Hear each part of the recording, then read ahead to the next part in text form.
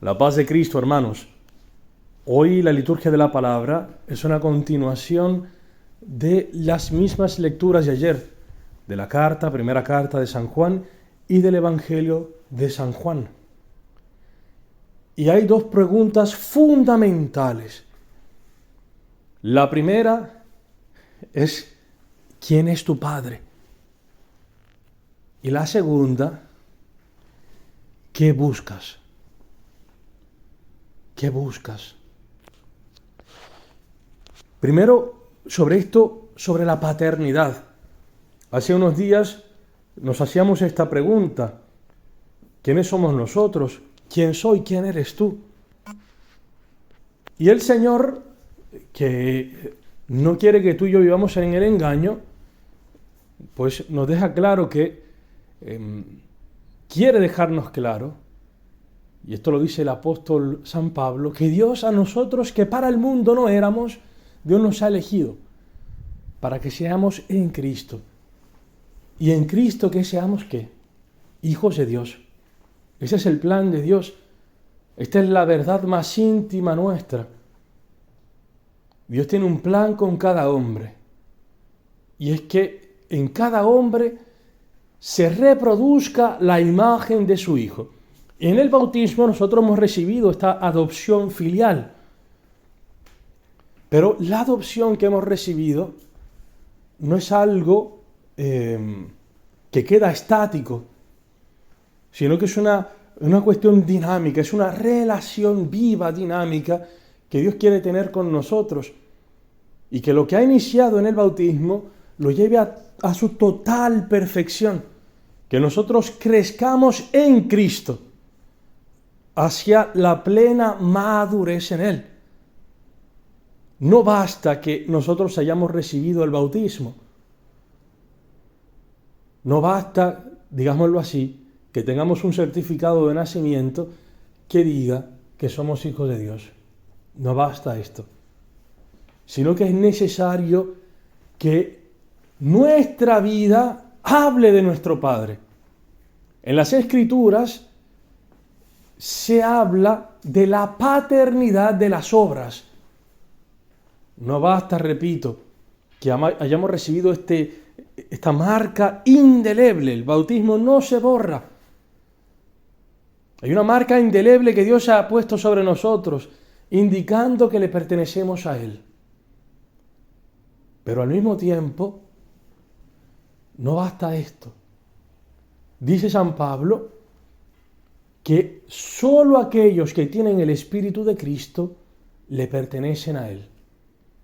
Y dice nuevamente que aquellos que son movidos por el Espíritu Santo son hijos de Dios. Y hoy la primera lectura dice unas palabras que para oídos de un religioso natural son escandalizantes. Escuchemos, dice: hijos míos, que nadie os engañe. Quien obra la justicia es justo, como Él es justo. Quien comete el pecado es del diablo, pues el diablo peca desde el principio.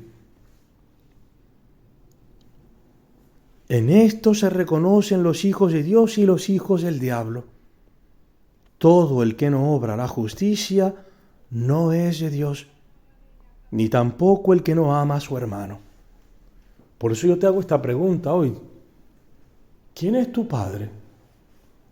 ¿Quién es el Padre de tus obras? Si en nosotros no se da la justicia, que es la justicia de la cruz, que es el amor a los hermanos y el amor a los enemigos, en nosotros, en nuestras obras, no está. Esas obras no le pertenecen a Dios Padre, sino que le pertenecen a otro padre, que es el demonio. Dios no puede ser padre de la mentira, de tu mentira, de mi mentira, no es padre de tu lujuria ni de mi lujuria. No, Dios no es padre de tu avaricia. Sería horrible decir algo así. Los hijos asemejan a sus padres.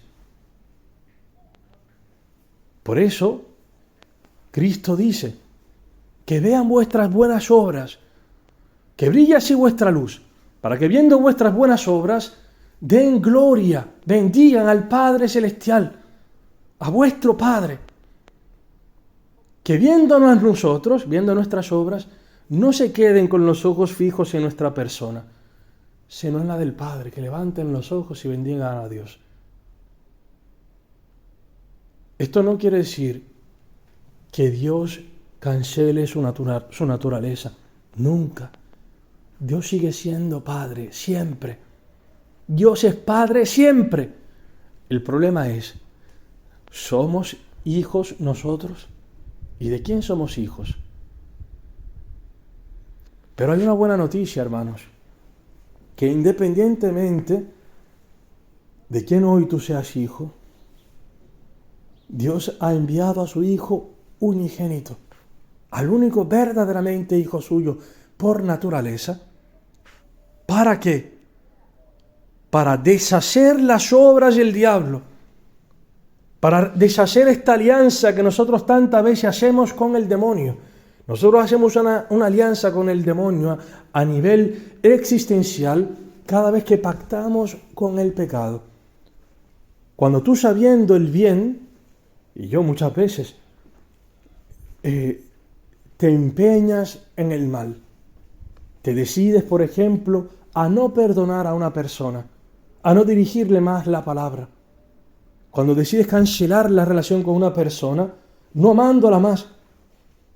Cada vez que te decides, no sé, quizá a hacerle un mal a alguien, a devolver con la misma moneda, cuando pactas para quizá engañar a tu mujer, cuando hacemos estos pequeños pactos o grandes, donde nos decidimos a pecar, hay una alianza existencial que hacemos con el padre de la mentira.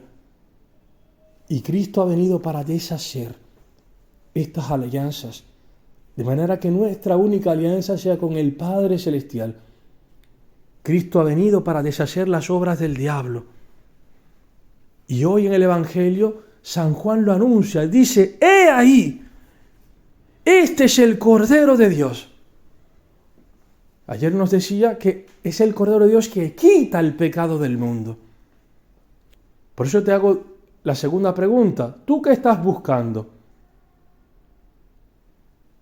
Porque puede ser que también estemos buscando a Dios para que Él, digamos así, que nos afiance en estas alianzas con el demonio. Es decir, buscar a Dios para beneficios quizá económicos, de salud, buscando bienes pequeños que no son el bien supremo, que no son Dios. Es posible hacer esto, hacer de la religión, de nuestra relación con Dios, una relación mercantil.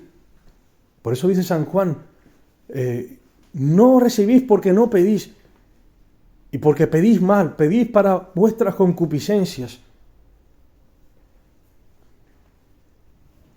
Me parece que es San Juan o Santiago que en su carta dice esto, no saben pedir, y a veces nos sucede esto, que nuestra relación con Dios es así.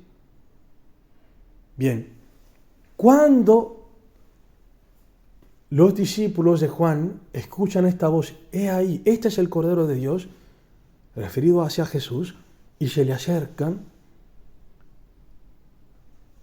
Jesús se vuelve y les pregunta, ¿qué buscáis?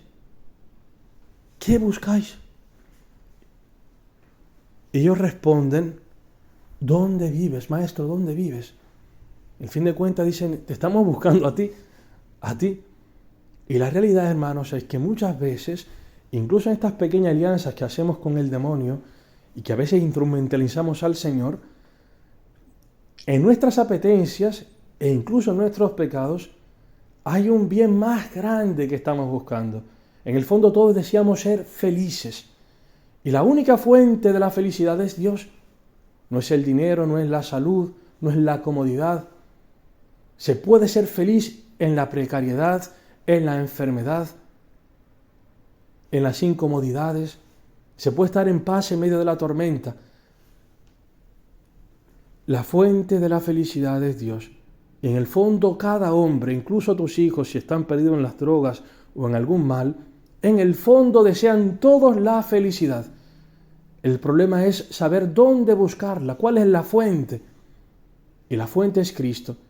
Y ellos preguntan, Maestro, ¿dónde vives? Y el verbo que se usa quiere decir permanecer, quedarse, vivir.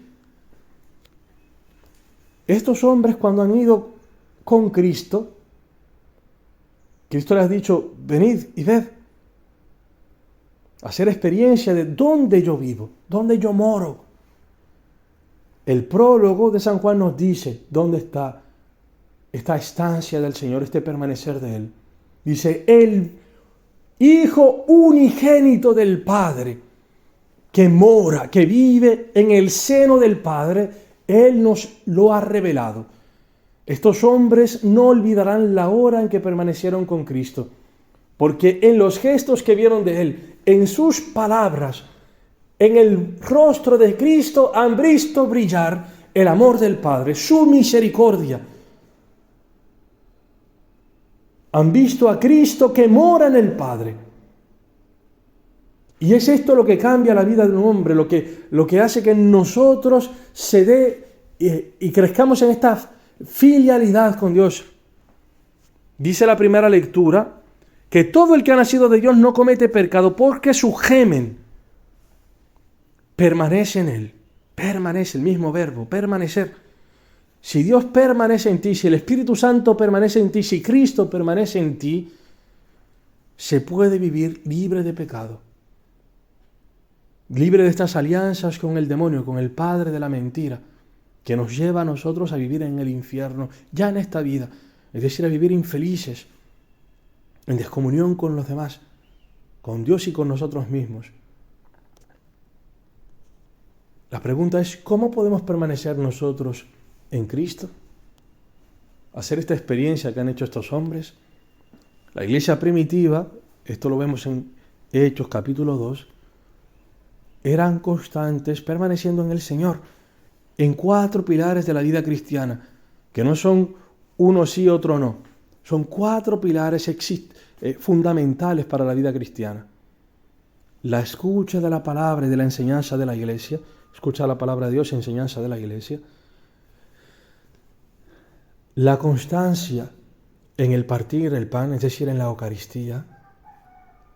La constancia en la comunión, no seas cristiano sin una comunidad.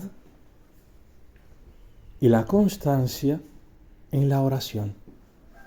Ánimo, hermanos, que el Señor nos ayude a poder permanecer en Cristo, a deshacer nuestras alianzas con el padre de la mentira, para poder permanecer con el único y verdadero Padre que da la vida, y la vida en abundancia, la vida eterna, en su Hijo Jesucristo. Alabado sea Jesucristo.